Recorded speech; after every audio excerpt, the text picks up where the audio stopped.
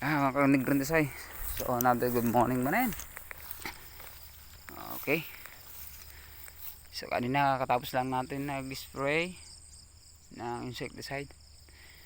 So ayan, pa-share naman natin yung tanim nating kamuting kahoy. So napansin nyo guys yun. Yan, kamuting kahoy yan. Tingnan ko. So hanggang dito no.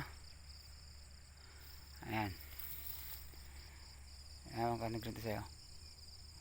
Mula doon ito gilid ng irigasyon kasi yan hanggang dito. Then dati puno yan hanggang doon. Kung papansin nyo na yun yung kalapo ko doon. Ayan yung aking kubo sa malayo. Zoom natin. Hanggang doon sa may punong saba na yun. Ayan hanggang dito. Ayan. So ayan, tingnan nyo kung gaano kalayo yan. So ayan. Ayan hanggang doon. Puno dati, puno yan ng kamuting kahoy, pero yung hanggang dito, nahihirapan ako magtagalog. So manipod to, yung ganajay. Ganajay, tipundi sa ba, manipod to, kat na inot-inot man nga nailakoy. So nga nakal man nga tulong malaking tulong. Ayan. So nga marami pang naghahanap. Nga lang wala tayong time maghukay. So bakit kaya? Naninilaw ang ating sampuno ng kahoy dito, kamuting kahoy. Baka. So ayan guys. Pating pala natin. Medyo madamo lang pero okay na yan, normal. Sa panahon ngayon so matagal na nag-init. Tapos siguro dire-diretso na ganit 1 month, tapos hindi dire-diretso ang tubig natin kaya dinamo. Tapos biglang nag-ulan ng 2 weeks na dire-diretso. So ayan madamo na naman tong natin. So manipod to yung ganijay. Mula doon hanggang doon sa may punong saba na yun. Sa may napansin sa may mayroong anong yan. Sa may kubo ko. Ayan. So ayan, may pa isa pang natitira. Ayan. So ayan, tatabasan ko na naman yan.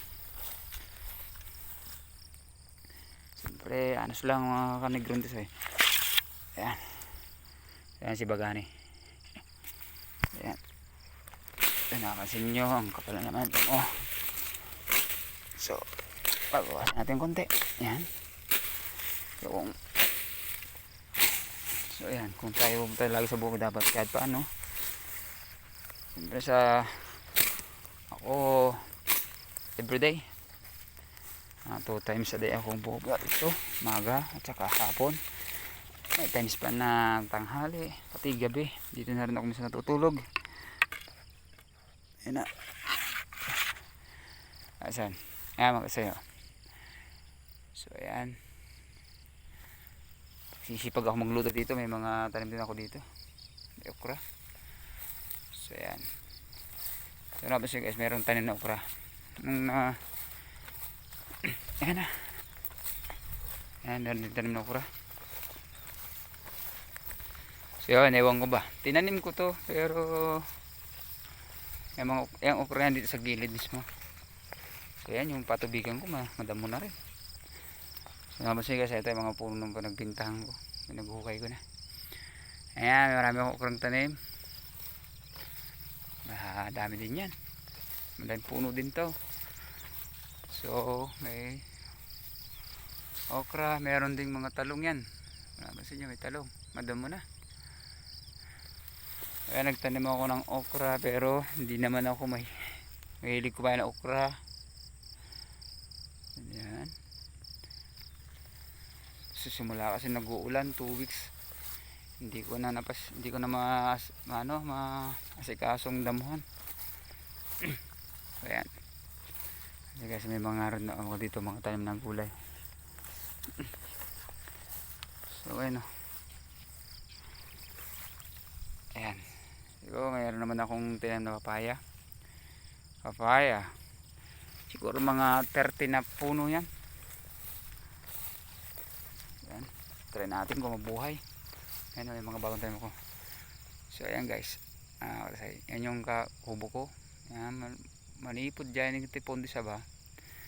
So ayan, dyan ti kayo nga dihay. So nagkadayo, wag nagatigdug ti pagmulmulan ta niya. So nalaw mo dati rabaw ti banawang. Rabaw ti banawang ko dati pagit yun. So papakita ko sa inyo kung gaano kalapad naman to, no. Kumbaga one plot na, no, isang plot na garden. Tapos 1,000 square meter ang ano niya, 100,000 square meter, parang 1 hectares. Ayan ito, gilid kasi na irigasyon. Ayan ang irigasyon ito, ang pwede na anda basit awan. Kumbaga dapat dumanong ko ito yung ganito yung root. Apay nga nagbayag kag bungang kapatane, nya tawag to sigarilyas. Tawag to Ilocano to. So guys, mga kanigredo sa Quezon, ito sigarilyas. Oo, makapal to. Hindi pa naman nabunga, mag 6 months na. Yan, dumamo lang. Kakatakot pa baka may ahas. Ayun, excuse me. Ayan, tinakluban pa niya ibang punong kahoy dito. May mga laman din to, kasi natakluban na niya. So masarap to.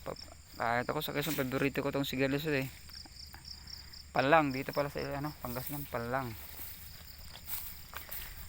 Ayan, siguro pag medyo naka waya medyo nawaya anti time tayo siguro atan ato matisar no tayo nga dalusan. So ngayon mga katsag, good morning. It's time to go home na. May marunggay din tayo, may puno na saba. So magluto lang tayo dyan, hindi na tayo marami naman ako pan nakamuting kahoy. So mga kanigrindo sa good morning and God bless. Another tayo. Wow, medyo makulimlim pa rin. So bye bye.